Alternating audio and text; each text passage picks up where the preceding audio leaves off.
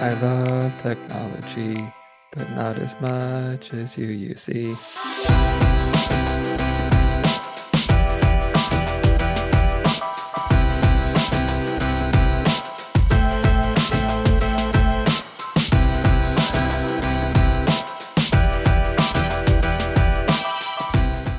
Hello, and welcome to Middleish, the podcast about moderation in all things. I am Michael Gray.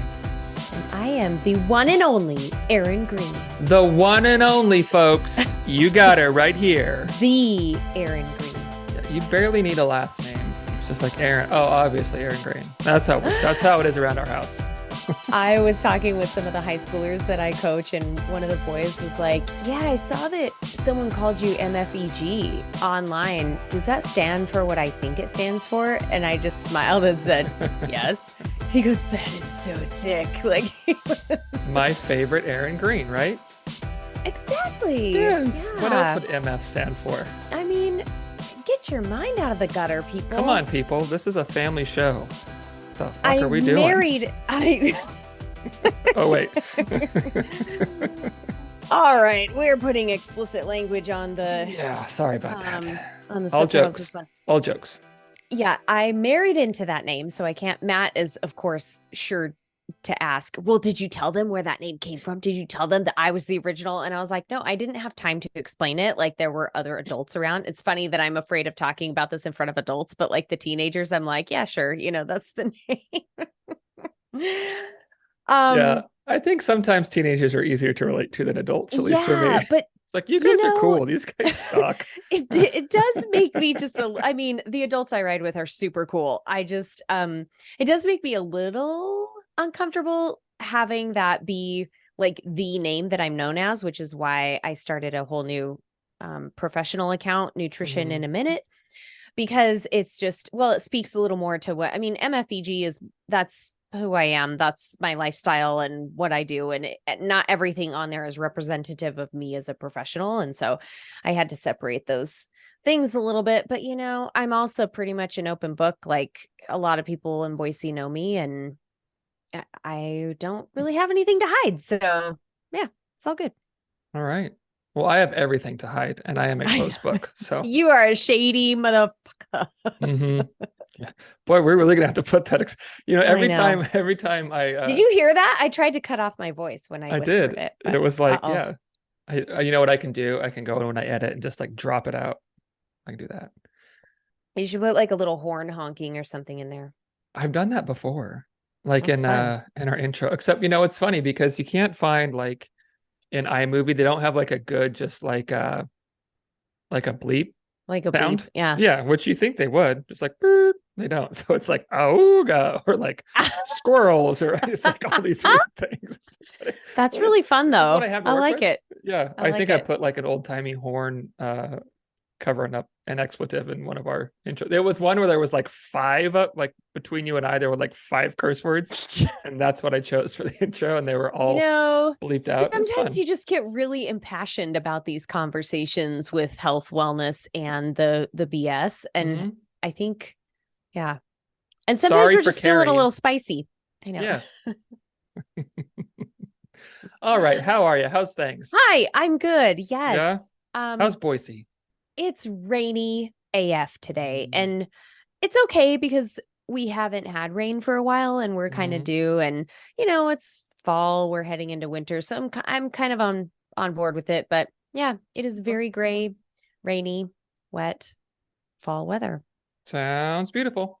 But Boise is fantastic. Yeah, Boise is. Yeah, we're good here. We're finally cooling down, thank goodness. We had like this pretend cool down where it was like, oh, it's 72 just for the kidding high. And it's like, how about 87? I know. With 90% humidity. It's like, oh, what are you doing? But I think it's temporary. So I love when it cools down here, because the humidity drops too, and it's like, oh, I can sit outside and have a cup of coffee and not like want to ruin everything, like just be miserable. So I have a client who lives in Texas, and he's been telling me about the weather changes down there. And it's just funny because, I mean, fall riding and fall weather here in Boise is quite lovely for the most part. We have rain and we have like some cooling down as the season really changes into winter. But hearing like, yeah, it's cooled off into the low 80s or whatever, I'm just like, it's a different world because y'all get some heat. Yeah, and the humidity too. And it's funny because Houston really gets like a lot of shit for having terrible weather, which is fine. That's fair. Like summers are rough. And then there's hurricanes, you know what I mean? And when it rains, it's like sheets. But for the most part, from like, I don't know, November until April, it's pretty great. It's pretty nice. Yeah. I mean, we got a lot of like 65 to 75-degree days with low humidity and sunny. And I mean, yeah, it's got some pretty good weather. So nice. yeah. Nice. So Well, you're in a good mood today then? The weather perking you oh, up? I'm in a terrible mood. No, you're not. You lie. Never.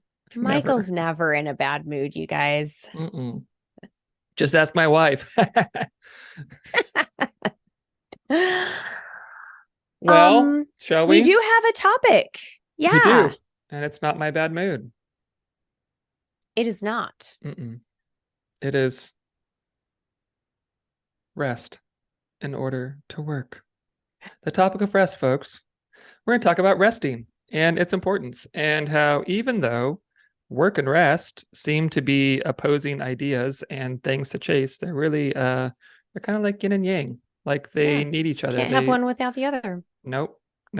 It's like yeah, I tried to think of something real fast and I had nothing. I need to be the segue person, but that's okay. Yeah. So does this mean I get to nap while you do the podcast episode today?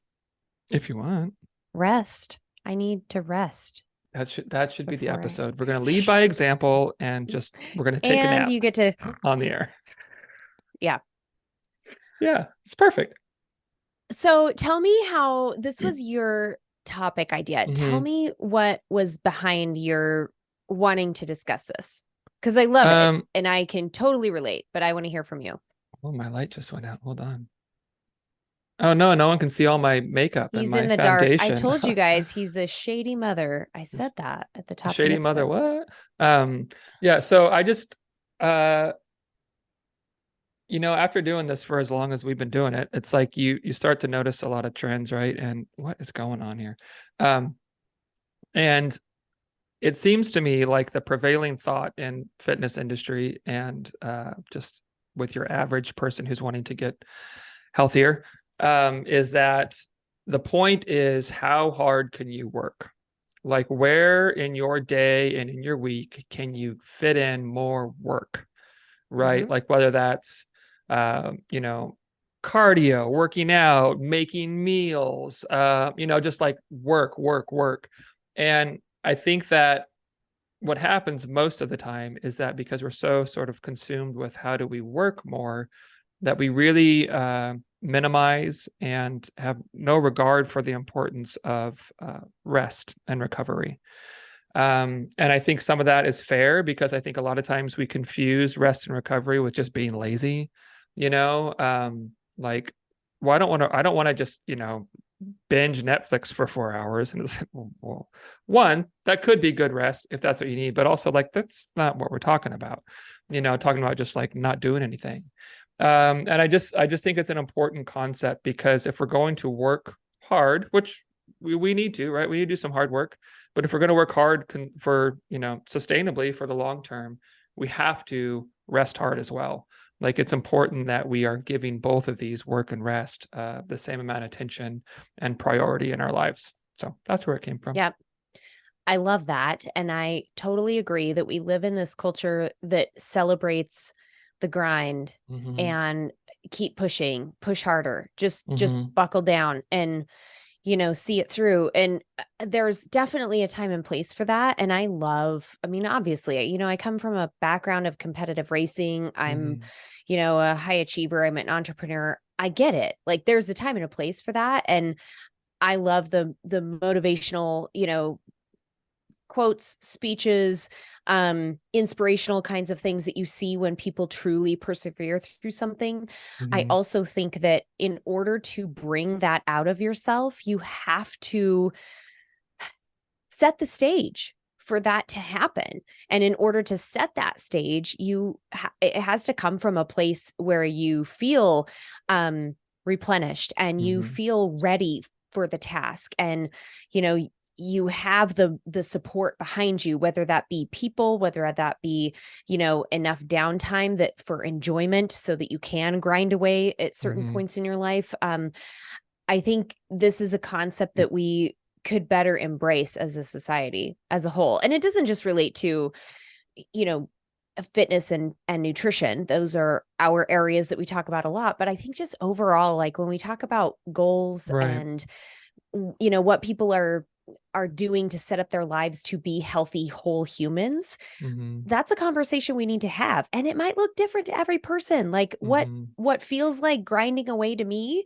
might not feel like grinding away to somebody else, and vice versa. So, yeah. Well, I think, with work, with anything, there comes a cost, but with work, there comes a cost. And if you're going to increase the amount you're working, then other things aren't going to have as much attention. That's just the way that goes, right? You aren't going to have as much energy because when you're working more, you're using more energy, right? And so like it's really, I think, prioritizing rest means stepping back and looking sustainably, big picture. Like, okay, yes, this is a period where maybe I need to increase my work for a little while, but what does that mean for the rest of this month, this year, this season, whatever it is? Because if we just dive into the work and we just are trying to increase work, like what's not being tended to as well? Because we're all already using all of our time, right? We're spending it, whether it's effectively or not, whatever, all our time is taken up every day doing whatever we do. And so if we introduce new things, then we have less time for the other things. And I just think about like people who, like some people I've known, like starting a business, like it's overwhelming and it's consuming. And one of the costs I see, like when people are doing that, is like, man, they don't see their family much. They don't see their kids very much. And that can be an okay thing for a while. That's not an okay thing forever, Right. Or even just when people, like I saw this all the time when I was working in a gym, people who would come in and kind of get the fitness and nutrition bug a little bit and feel good. And then all of a sudden it's like, they're there all the time. All the time. Yeah, it's like their new hours obsession. In the evening, in the morning, right? And it's like, and no matter what, get that workout in. Right. Yeah. And this is probably me being, assuming and maybe a little judgmental, but it's like, I know you have a family, like I know you have like, they're never here and you always are. So is there an imbalance here? Right? Like, are you diving into this so much that now the cost is becoming like a sacrifice that other people are having to make as well? And you know what I mean? And so it's just when we look at work, we have to understand that it's a cost.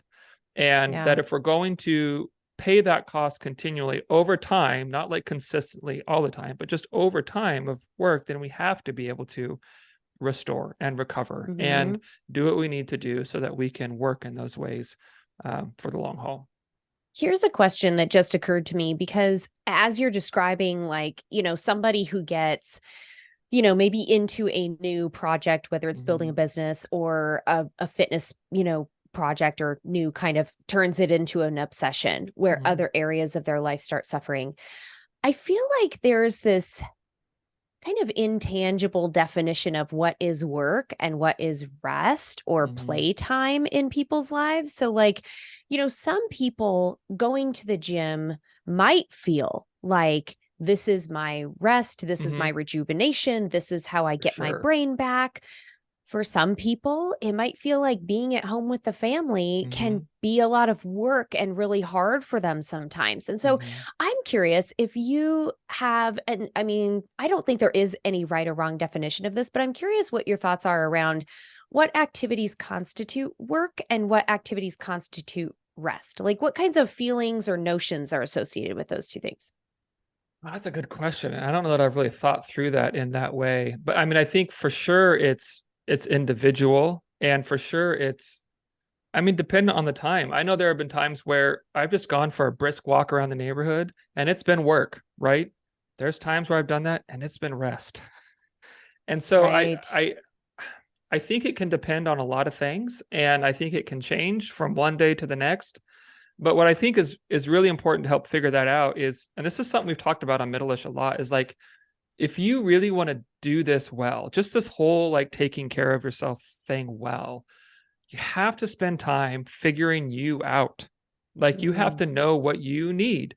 You have to know what kind of things you connect to and what things are challenging, what things are restorative, what things really do bring you like deep, like not just physical rest, but like emotional and mental rest too, right? Because even if we're talking about changing our habits and exercise and stuff, like that's emotionally and mentally straining too, right? Prioritizing like fruits and vegetables and making sure you get those, that's a mental expenditure, so I think it just takes a lot of experimenting and being Yeah. curious and like, let's just try some shit and see how it feels. And I think as you do that kind of stuff, you begin to go, okay, these things seem to consistently, like, oh, I just feel good afterwards. I feel like kind of restored, like my soul feels a little better, my mind's a little less heavy. Or there are things like, man, that sucked, I hated that. Like I came back feeling not even accomplished, just like I don't want to do that anymore. And so I think it takes a lot of a willingness to go like, I'm not going to get this right now. And that's not the point. The point is to see what works, see what resonates. And of course, allow those things to change over time too. So that's a very like not at all direct answer, but I don't think there's a direct way forward. You know what I mean? Well, it was kind of an out of left field question, because as you were describing that, I was like, man, I wonder if there's any way to kind of define, as we get into this discussion, having rest in order to work. How do we define the two? And, here on Middleish, we are not fans of complete black and white dichotomous thinking. And so our answers will be somewhere in the middle with nuance. I'm also thinking of themes that accompany the rest and work notions. So, for example, when we think of work, we think of like, like I said, the grind, doing things that are uncomfortable or that we don't want to do. We feel like we are obligated to do them. Also, I see a lot of people kind of, I don't know, entangling their expectations of what other people think they should be doing as work. Like, I need to do this because everybody's watching or everybody, you know what I mean? And so that becomes more work. Whereas if I end up taking a break and I don't know, spend more time with my kids, or I decide to just like take a nap in the middle of the afternoon, if people were to see that, would I feel like, oh, they're judging me that I'm not working hard enough? So I think there's some of that in there. I also think that I think of like joy and pleasure and playtime, like things, as you're describing, like things that help you feel, replenished and maybe fresher mind, and, your body feels better. What is it that keeps us from seeking the things that truly feel better to us? Like we tend to look for immediacy in that realm, whether it's through, food, alcohol, whatever, like these very like immediate kinds of, neurotransmitter bombs in the brain. But like that long-term feeling good, what is it that keeps us from pursuing that? And I mean, what if we look, I'm totally getting philosophical here, but what if we looked at that as the work? Like, what if we looked at like self-actualization and like finding the joy in your life as the work, instead of this grinding away, pleasing other people, being uncomfortable, doing the hard stuff. Doing the hard stuff is important, y'all. That's life.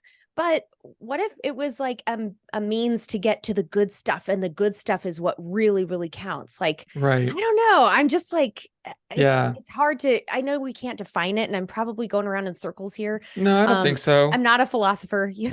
So. Well, I think it's a hard subject to nail down, because it's not black and white, right? In fact, it's mostly gray. It's super dependent on you and where you're at and what's happened. And it can one day be this and the other day be absolutely not that. And I think, was it Cody Schoen? Was that her name? Cody Song. Okay. Yeah. That we had on the podcast last year, maybe? Last year? Yeah. Was it last year? Yeah. Yep. Great great things to say. She said something that I have thought about so many times. And I think it came about through like a certain period of like German artwork or something. I don't know how it got influenced, but it's Yeah, based I this know where you're idea that going. we fetishize suffering, right? Mm-hmm. Like we think that suffering is the pinnacle of like, I am giving my most. And Mm, I think and you see that like people talk about how busy they are. I don't have time for this. I'm sacrificing. And it's all these sure. really hardcore things to say.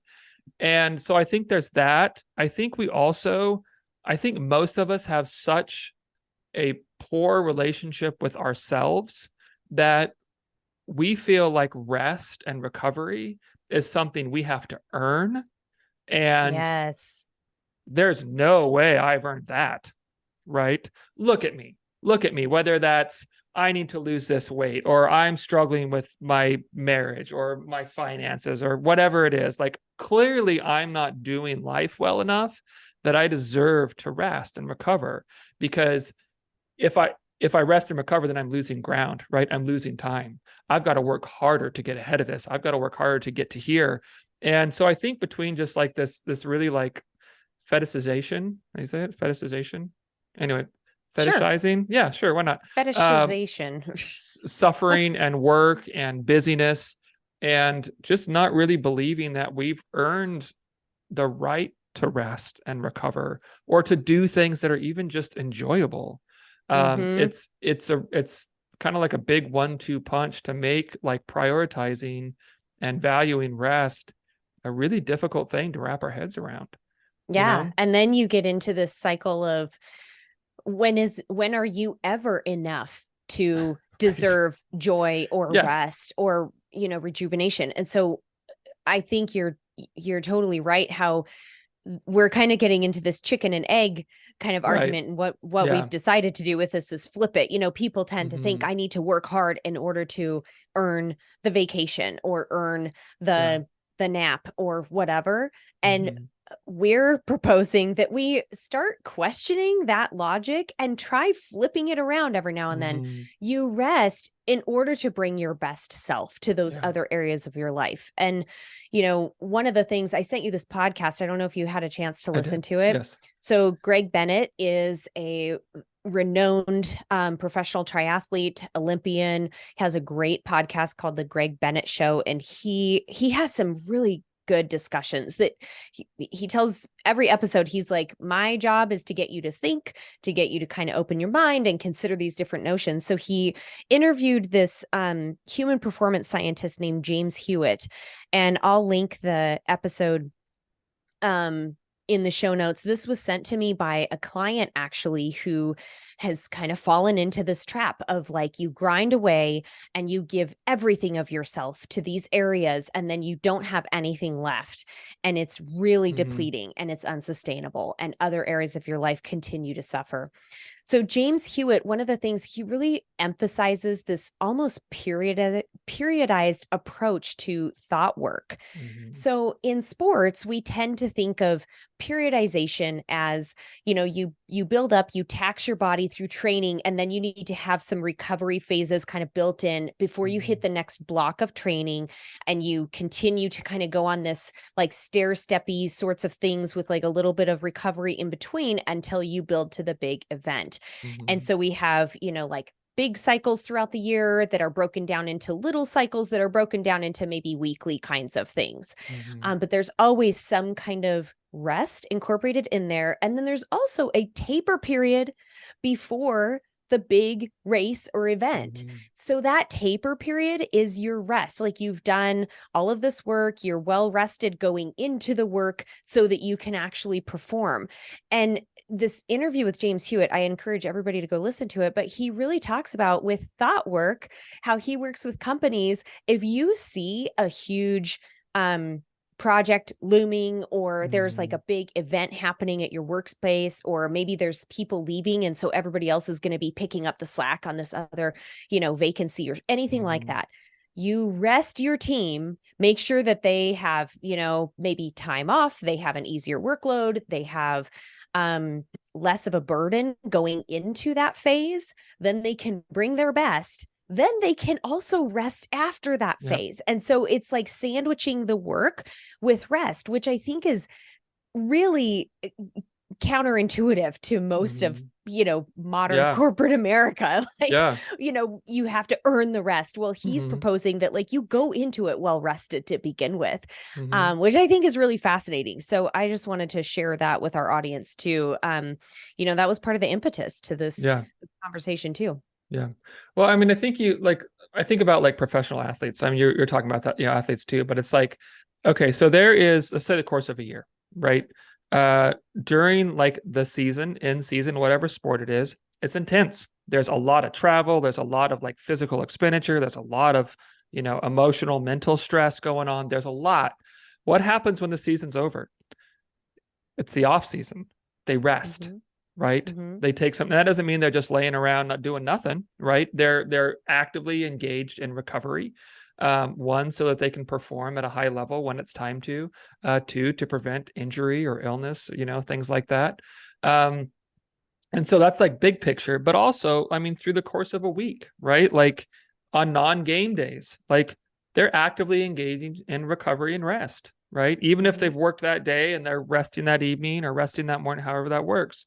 And so there's big picture rest and recovery, like you're talking about with like, hey, we've got a big project coming up. Let's take this Thursday and Friday off so we can hit Monday and just right whatever. But there's also just like the little things throughout your day.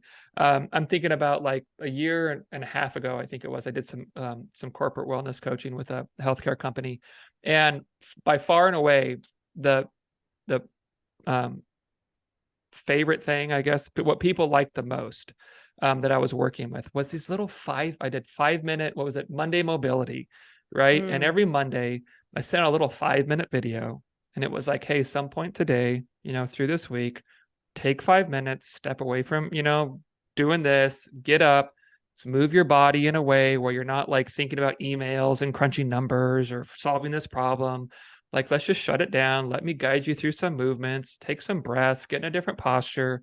And people felt like it was such a revolutionary thing for their day. Like, man, after that 5 minutes, I come back and I'm working so much harder. And it's like, yeah, because it's work, work, work, work, work.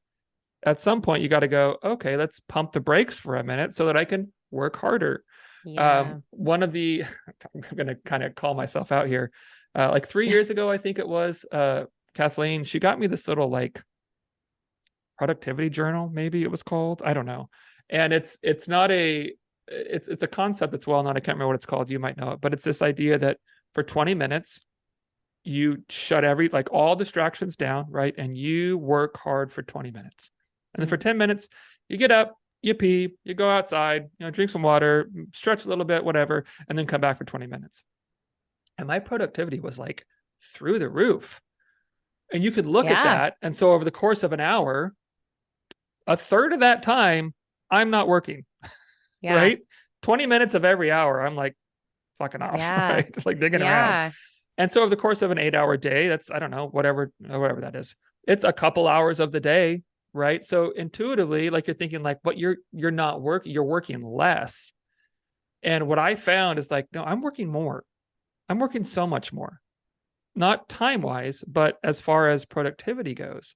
In those 20 minutes, I come back after a little 10-minute break. In those 20 minutes, I get more done than I would in the next hour typically. And why do you think that worked? Like, did you have this psychological carrot that like, I get 10 minutes of rest after this? Or was it just that you felt like more balanced throughout your day, so you had the capacity to focus for those 20 minutes? Like, I'm curious what you felt helped with that. I think two things. I think one, when shorts, like you can sprint for 30 seconds faster than you can run a marathon, right? And so if it's like, hey, just this little bit of time, I feel like you're able to give more like attention and focus. It's like, I can really get in this right now. I can really get into what I'm doing and focus and be productive, because I know that this isn't the pace I'm trying to sustain all day. Right. I think also there's just, I don't think we realize that when we've just been working, it's like our productivity and our efficacy, just like, it goes down slowly. And because we're in it, we don't really notice. And I think I think, after like an hour or two of just like really intense work, I think our ability to work well just really goes down and Yeah. decreases. And we don't realize it, but it's like, you're not getting much done in 20 minutes. Like when Yeah. you And reach that that's point where it's like you're responding to an email that's like 2 sentences, you're like, I don't know what to say. I reading the don't know how same to thing do this. over or Yeah, like trying to type a sentence. what even is this? And that's what happens though so often with that whole, this hustle culture where you have to just keep Hmm. grinding away. That's what happens. And I love that one of the things, in this, back to this podcast real quick, because what you're describing is exactly what James Hewitt recommends people do on like a micro scale, like every Hmm. day. How do we infuse this rest into, Yeah. our work life? And a couple things he recommends is change of posture. So if you're sitting at your desk, when it is time for you to take a break, you stand up, you walk around, like completely change your posture. Hmm. Um, Looking at things that are further away. So out your window or going for a brisk walk around your neighborhood. I mean, literally, we're talking about like a loop around your block. It doesn't have to Hmm. be anything big. Right. Looking at nature also changes the neurotransmitters in the mind and how Hmm. your brain kind of processes different things, so that when you come back to whatever task you were working on, your brain just has had a chance to process some different input, and so it Hmm. can, then approach this with a fresh, um a fresh outlook. And so those concrete examples were really helpful for me in just thinking Hmm. about like, what can I do, to move around during a break, and to just give my brain a Yeah. little bit of a break, Yeah. during those moments. And I think what you do is important, but it's also like how you do it, right? Like what your intent is and how well you engage with it. Like I'm thinking like this summer, my girls are home and I'm working during the day. Um, I could take a 10-minute break and like, snuggle up with one of my kids to watch something for 10 minutes.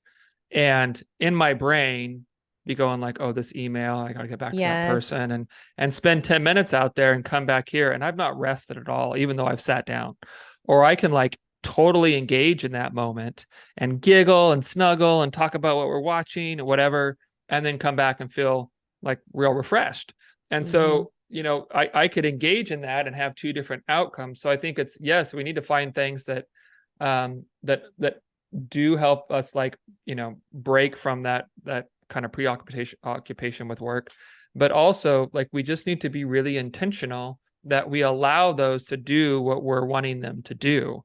And if we're engaging in a break and all we're doing is stressing about work the whole time, and like, okay, is it time to go back yet? It's time to go back yet? Then I don't think we're really doing anything. But if we can allow ourselves to Yeah. really engage in that rest and recovery and that break, then I think we have a different story. Yeah. And I love some of the other examples we have are, if people, like, I go back to kind of some of my training days, and some of the things that made the work um just more interesting and hit a different part of my brain and different, training modalities in my body. So one of the things that my coach gave me was a mailbox fartlek run. And Mm-hmm. so if you don't know what fartlek, it means speed play. I know you're It's giggling because fart. I always will. Well, and Aaron then said lick, fart, fart and lick. Come on, actually spelled Fartlek. But but it anyway, sounds like fart lick, so that's all that matters. fartlek. So fartlek means speed play. And I had this mailbox fartlek run where she would tell me, like, go do this easy warm up, whatever, 10 minutes. And then after that 10 minutes, the next mailbox you come across, play around with speed. And each mailbox you Mm-hmm. pass on that block, you get to play with your speed, whether it's even faster than you're going or slower than you're going. And like you just kind of play around, and Mm-hmm. like it's a really fun way, and it's kind of challenging because you're constantly kind of changing your speed. And then like I would get to decide, okay, I'm going to hold this for the next 3 mailboxes, and then Mm-hmm. the next mailbox I come to, I'm going to, bring it down or whatever. That was a really fun way for me to um just play around with some different ways to do the work. Mm-hmm. And it didn't feel like the same grind that maybe a hill repeat workout or something like Right. that would feel like. Yeah. I think that drill and skill work can can do that too. I know you've mentioned like, things with the playing cards that you do with Mm-hmm. some of your workouts where each, Mm-hmm. card represents a certain exercise, I think is awesome. And then one of the things I think you pointed this out when we were doing our prep for this was going and running an errand.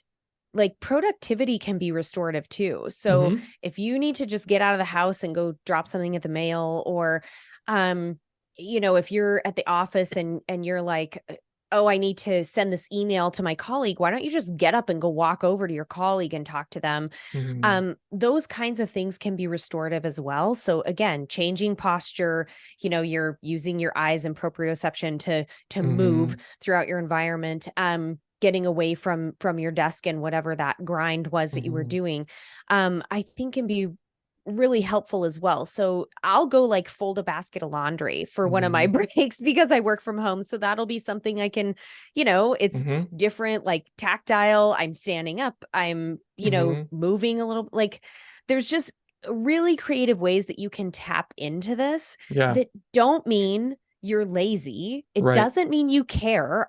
It doesn't mean you don't care Right. about the task that you're needing to get done or accomplish or focus on. It doesn't mean, Mm-hmm. you're just like being lazy. I think we need Mm-hmm. to reframe like how we look at rest and restorative activities as Right. being, helpful in Right. those quote work endeavors. Right. And I think a lot of it is just like it's being intentional. Like, I mean, Mm-hmm. I think laying on the couch, binging Netflix for 3 hours can be restorative. Absolutely. If it's an intentional thing that you're doing for that reason, if it's just like, whatever, I don't want to do anything, whatever. Well, maybe not. But if it's a choice to, man, oh, I need to shut the world off and I need to just here for a little bit and I need to not move and not think and just check out because there's benefit to that at times, right? If that's the Mm-hmm. go-to all the time, well, sure, probably not, but and I think you make a good point. Like I think that sometimes inactivity can be both work and rest, Yeah. like going back to those little Monday mobility 5 minute things. Like people are physically moving their bodies, but mentally, oh, this is a break. So I'm working, but I'm also resting. If I take a Mm-hmm. break in the middle of the day and go walk around this little loop in my neighborhood, yeah, I'm physically moving and working and sweating a little bit, but I'm also like clearing out all the cobwebs and shaking stuff off. And, like it can be both. And so I think it's such an interesting thing to kind of tackle because it really is hard to get like there's no straight, like this is work, this is Yeah. rest, never the twain shall meet. You know what I mean? Like Yes. it's just not how it works. Yeah. But or like you're talking about like folding laundry. I did the same thing, right? Like on Yeah. Fridays, I usually do laundry. I work from home. And so I'll take little 10-minute breaks and go fold the laundry and watch a show or something. Like it's great. I come back ready to work harder, but I've also been productive. Mm-hmm. Yeah. And that can lighten your mental burden as well too, right? If you Yes. tick something off your list and Yes. you're like, this has just been bothering me, like I feel Mm-hmm. kind of like behind with these other Mm-hmm. things, or whatever, I feel like I haven't connected with this colleague or coworker, and you just want to like make a quick phone call and walk Mm-hmm. around while you do it. I mean, lots of ways that this can look, but the Mm-hmm. the message here that I hope we're really driving home is that like continuing to push when it's even when it's not obvious that you're faltering and struggling through whatever this task is in front of Mm-hmm. you, that providing yourself with some rest and with some um restoration, whatever that looks like, and joy, even like just Yeah. finding, I encourage clients to like go, if you have a pet, like go play with your pet for a few minutes, and like your pet's gonna Yeah. love it. It's gonna Yeah. give you that nice little, dopamine release, and it's gonna be something completely unrelated to that email that you're Mm-hmm. trying to trying to Right. extract the words from your brain. Yeah. Yesterday, I have an example I just thought of yesterday. So I'm supposed to write an article um that I was contracted to write, and I'm writing is this funny thing where sometimes it just flows and sometimes it just does not. And Yeah. I know I'm under deadline, and so I need to get it done, But the past couple times that I've sat down, it's just been like pulling teeth trying to get this, I'm working, but it doesn't feel good. And it's really draining me, and it's really hard for me to focus. And yesterday I was like, okay, I've got this big chunk of time. I'm going to get some work done on it. It just was not happening. Like I got some things done because they were forced, and I just was like, this is not happening. So I texted a friend and I'm like, want to go for a bike ride? Like it's the last nice day for the foreseeable future here. And I was just like, I need to just give my brain some space from this instead of forcing it to try and happen. And I mean, bike riding is part of my job as, a volunteer coach and with my business and working with athletes. And so, yeah, it has like a productive value to it, but it also was like, get out of the office, get away from the words and the computer and all of that, and just give my brain a little bit of that elasticity to just come back stronger, hopefully today, tomorrow, the rest of the week. So, well, and I'm a big believer that like a lot of times I think we figure stuff out like unintentionally. I think sometimes like we can be giving too much attention and energy to something, and we sort of pigeonhole ourselves, because I can't tell you how many times like I've been trying to think of a way to say something, or maybe it's a post on Facebook or something where I'm just like, this is not saying what I'm wanting to say, or an email or a project or whatever. And I'll be going for a walk or playing with my kids or, whatever, doing something that has nothing related with that. And it's like, there it is. It's like sometimes we need to put stuff on the back burner and walk away from it and just let it simmer, right? Like you can't rush like a good spaghetti sauce, right? Like you have to let it just sit and walk away for a while and just let it do its thing. And I think a lot of times that's the way it is with, work that we're trying to figure out, is like, if we can just let things sit a little bit and step away from them, a lot of times that's the thing we need to do, not like figure it out and think harder. It's like, no, think less and let things happen, know? Yeah. I love it. And that also lends itself to, this belief that we always have control over our thoughts, actions, destiny. I think if you've been listening to us for a long time, you will have heard us talk about how, some things are really outside of our control, and some things we think we have control over, we actually don't. And it might be better psychologically, emotionally, and physically for us to just kind of like pump the brakes a little bit and provide some space for some rest, some playtime, some laughter, some joy, some sleep, whatever it is. So I think, keep that in mind as you go into the rest of your week, as you head into the holiday season, which is rapidly approaching. Like right around the corner. Yeah, now might be a good time for you to just keep your schedule light if you can, to prioritize extra rest and playtime and joy, so that you can prepare for, if the holidays tend to be super busy and heavy for you for whatever reason, this might be a really good time for you to rest before that block of work comes at you. 100%. 100%. Anything else? No. All right. I don't have anything. Do you? Yeah, I think I've said all my thoughts. Well, not all my thoughts. All of them. But most of those don't belong here. I've said all my thoughts in related to this glad you have a filter. Well, I have one. Let's just say it's got a bunch of holes in it and doesn't work super well. But sometimes things get caught, like just right now. Yeah. Do you have a meaning of the mundane? I do. Yeah. I traveled for a conference recently, and I was gone for a week. And during that time, Matt's schedule was super busy. I was like overwhelmed with, overstimulated with like educational sessions and networking with people and being in a new place and traveling and all this stuff. So we hardly spoke. Like we spoke on the phone once, and then we would kind of text each other a couple times each day, but that was it. So when I got home, it was on a Friday night, and of course my flight was delayed, and then he had to work. So we both got home at like 8:30. I think he picked me up at the airport at like 8:00 or something.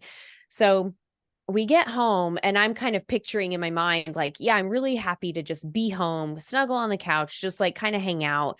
But I'm not really sure how into talking he's going to be, because sometimes he just needs, again, that kind of rest in order to work sort of theme. Yep. He just needs to check out and then he'll be ready, you know. But we ended up sitting over dinner and then sitting on the couch just chatting for like 2 hours, like nonstop, no TV on, just, you know, catching up, like, and joking, like little jokes, like the conversation just flowed super easy. He was interested in what had gone on for my conference. I was interested in what was going on for work for him. And we just had this really great connection that Nice.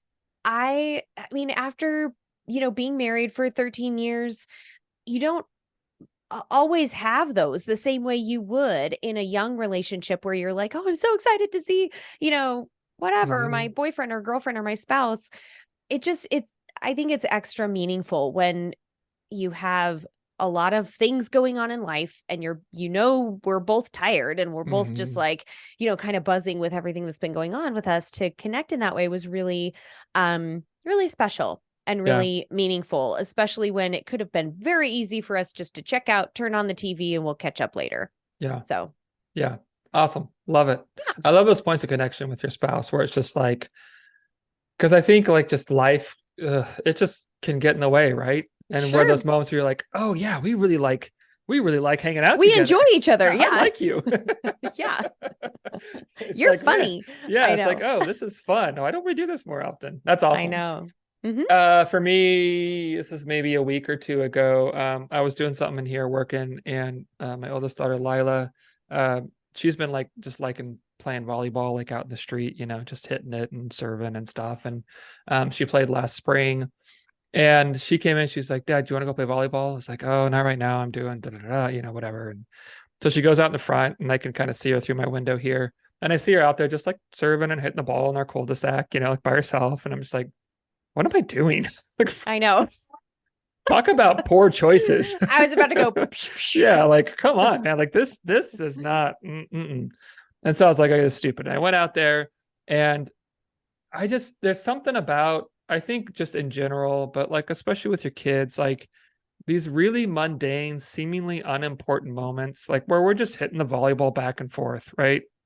And we're kind of talking some, but a lot not, just enjoying each other's company, not because of what we're doing, but just because of, I just really like this person, you know?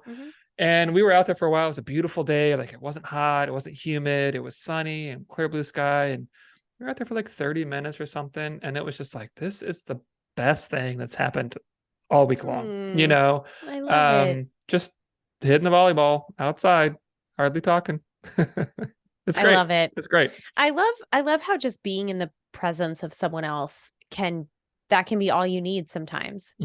Just having someone there, you know, and engaging in the same activity. No words. Yeah. 100%. Yeah. Good stuff. Well, right. Well, thank you, wish everybody. you all a restful and restorative viewpoints of your week this week, and think about how you can kind of flip that rest in order to work. We look forward to hearing your feedback on this one. We do. And I guess we won't be back till after Thanksgiving. So I think so. Thanksgiving. Yes. Everybody. Yeah. Okay. We'll see you in December. All right. Have a good one. Bye-bye.